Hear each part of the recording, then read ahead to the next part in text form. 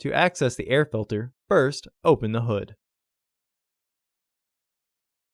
The air filter is located here.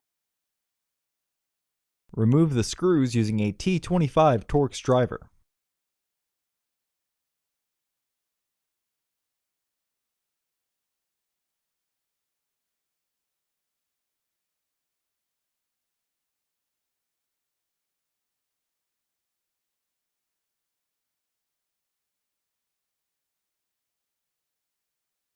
Pull the hose off the catch to disengage it.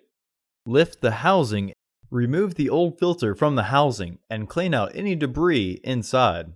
Insert your new filter into the housing. Reinstall the housing. Reinstall the hose. Reinstall the screws.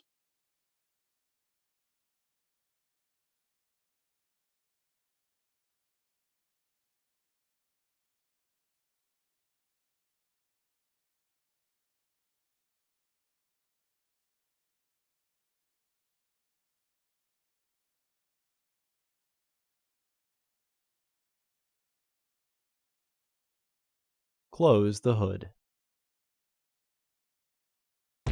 Order your parts today at filterheads.com. Also, please like our video and subscribe to our channel so you won't miss any new content.